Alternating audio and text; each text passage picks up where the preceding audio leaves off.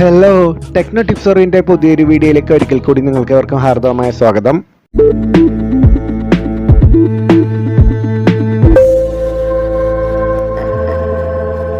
Engine oil മുഴുവൻ തീർന്ന് piston പിടിച്ച വണ്ടിയുടെ full engine assembling video series start ചെയ്തിരുന്നു.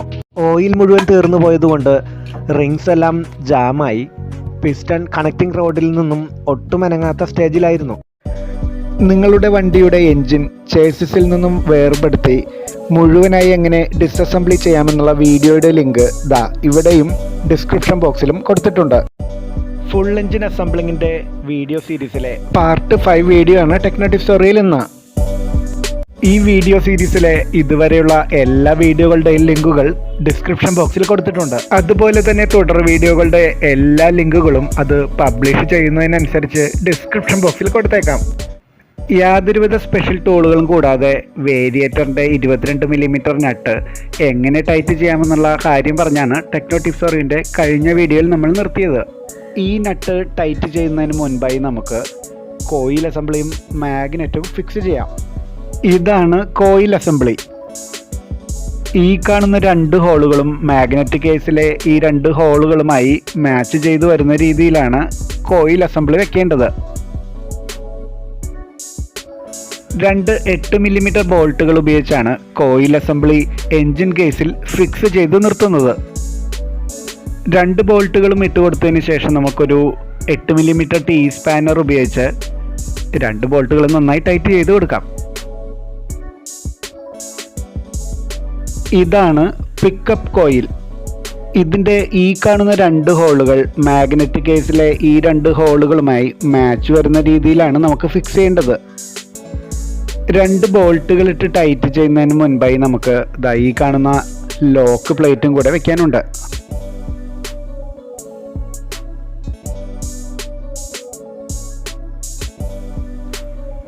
പിക്കപ്പ് കോയിൽ ടൈറ്റ് ചെയ്യാനായി നമുക്ക് 2 8 മില്ലിമീറ്റർ ബോൾട്ടുകളാണ് ഇട്ട് കൊടുക്കാനുള്ളത്. ഒരു 8 മില്ലിമീറ്റർ ടീ സ്പാനർ ഉപയോഗിച്ച് ടൈറ്റ് ചെയ്യുന്നതാണ് ഏറ്റവും എളുപ്പം. കോയിലിൽ നിന്നും വരുന്ന വയറിംഗ് കിറ്റിലുള്ള ഈ റബ്ബർ സ്ലീവ് ഈ സ്ലോട്ടിലേക്ക് നമുക്ക് ഇതുപോലെ വെച്ച് കൊടുക്കണം. അതിനുശേഷം വയറിങ് ഇതുപോലെ ഉള്ളിലേക്ക് ഒതുക്കി വെച്ച് കൊടുക്കാം. ഒതുക്കി വെച്ച ഈ വയറിംഗ് കണക്ഷൻ പുറത്തേക്ക് പോരാതിരിക്കാൻ വേണ്ടി നമുക്കൊരു സ്റ്റോപ്പർ പ്ലേറ്റ് വെച്ച് ലോക്ക് ചെയ്യാനുണ്ട്. ഒരു 8 മില്ലിമീറ്റർ ബോൾട്ട് ഉപയോഗിച്ച് ഈ ഭാഗത്താണ് സ്റ്റോപ്പർ പ്ലേറ്റ് നമുക്ക് ലോക്ക് ചെയ്ത് വെക്കേണ്ടത്. ഇവിടെയും 8 മില്ലിമീറ്റർ ടീ സ്പാനർ ഉപയോഗിക്കുന്നതാണ് വളരെ എളുപ്പം. ഇനി നമുക്ക് വയറിങ് പുറത്തേക്ക് പോയി മാഗ്നറ്റിൽ തട്ടി അപകടമുണ്ടാകും എന്നുള്ള പേടി വേണ്ട. ഇവിടെ ലോക്ക്ഡ് ആണ്. അടുത്തതായി മാഗ്നറ്റ് നമുക്ക് ക്രാങ്ക് ഷാഫ്റ്റിൽ ഫിറ്റ് ചെയ്യാം.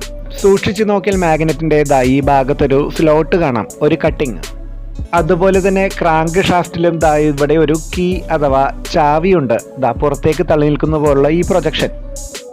ക്രാങ്ക് ഷാഫ്റ്റിലെ ഈ ലോക്കിലേക്ക് മാഗ്നറ്റിൻ്റെ ഉള്ളിൽ ഭാഗുന്ന ആ കട്ടിങ് കറക്റ്റായി മാച്ച് ചെയ്യുന്ന രീതിയിൽ വേണം മാഗ്നറ്റ് ഇടുമ്പോൾ വരേണ്ടത്. ഇതുപോലെ മാഗ്നറ്റിന് ശേഷം ഒരു വാഷറും പിന്നെ 14 മില്ലിമീറ്ററിൻ്റെ ലോക്ക് നട്ടും ഉണ്ടാവും. ഒരു 14 മില്ലിമീറ്റർ ഹെക്സ് സോക്കറ്റും എൽ റോഡുമോ അല്ലെങ്കിൽ എൽ റോഡിന് പകരം ഒരു സ്ലൈഡിംഗ് എക്സ്റ്റൻഷനോ നമുക്ക് ഉപയോഗിച്ച് ഈ നട്ട് ടൈറ്റ് ചെയ്യാവുന്നതാണ്. ഒരു കൈ ഇതുപോലെ മാഗ്നറ്റിൽ വെച്ച് മാഗ്നറ്റ് കറങ്ങാതെ പിടിച്ചുകൊണ്ട് നമുക്ക് ഈ നട്ട് ഒരു പരിധി വരെ ടൈറ്റ് ചെയ്യാവുന്നതാണ്. മാഗ്നറ്റ് കറങ്ങുന്നത് കൊണ്ട് അധികം ബലം കൊടുത്ത് നമുക്ക് ടൈറ്റ് ചെയ്യാൻ സാധിക്കുന്നതല്ല. ടെക്നോ ടിപ്സറിൻ്റെ പാർട്ട് 4 വീഡിയോയിൽ പറഞ്ഞിരുന്നത് പോലെ വേരിയേറ്ററിലെ നട്ട് നമുക്ക് ഇപ്പോഴാണ് ടൈറ്റ് ചെയ്യാനുള്ള അവസരം വരുന്നത്. 22 മില്ലിമീറ്റർ ഹെക്സ് സോക്കറ്റും ഒരു എൽ റോഡുമോ അല്ലെങ്കിൽ 22 മില്ലിമീറ്റർ റിംഗ് സ്പാനർ ഉപയോഗിച്ച് നമുക്ക് വേരിയേറ്ററിലെ ഈ 22 മില്ലിമീറ്റർ നട്ട് നമുക്ക് ഇതുപോലെ ലോക്ക് ചെയ്ത് പിടിക്കാം. അതിനുശേഷം ഓപ്പോസിറ്റ് ഭാഗത്ത്, അതായത് മാഗ്നറ്റിൻ്റെ നട്ട് നേരത്തെ ഉപയോഗിച്ച 14 മില്ലിമീറ്റർ ഹെക്സ് സോക്കറ്റും എൽ റോഡും ഉപയോഗിച്ച് നമുക്ക് ഇതുപോലെ ടൈറ്റ് ചെയ്യാവുന്നതാണ്. മാഗ്നറ്റും വേരിയേറ്ററും ക്രാങ്ക് ഷാഫ്റ്റിൻ്റെ ഇരുഭാഗങ്ങളിലാണല്ലോ വരുന്നത്. അതുകൊണ്ട് മാഗ്നറ്റിൻ്റെ നട്ടിനോടൊപ്പം തന്നെ വേരിയേറ്റർ നട്ടും ടൈറ്റ് ആവുന്നതാണ്. ഞാനിപ്പോൾ പറഞ്ഞ കാര്യം ക്ലിയർ ആയില്ലെങ്കിൽ ഒന്നുകൂടെ വിശദമാക്കി തരാം. ഇതാണ് നമ്മുടെ ഇപ്പോഴത്തെ അറേഞ്ച്മെൻറ്റ്. ഞാനിവിടെ മാഗ്നറ്റിൻ്റെ സൈഡിൽ ഉപയോഗിച്ചിട്ടുള്ള എൽ റോഡിന് നല്ല നീളമുണ്ട്.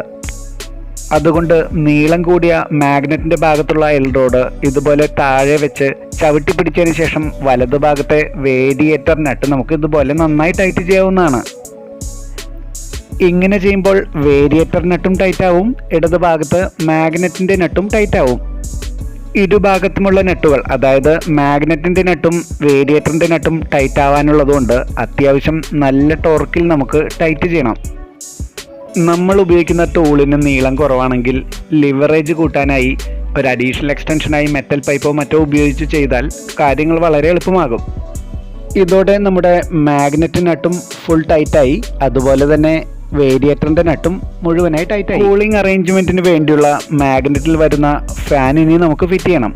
അതിന് ഈ കാണുന്ന 3 10 മില്ലിമീറ്റർ ബോൾട്ടുകൾ ഉപയോഗിച്ചാണ് മാഗ്നറ്റിൽ നമുക്ക് ഫിക്സ് ചെയ്യേണ്ടത്.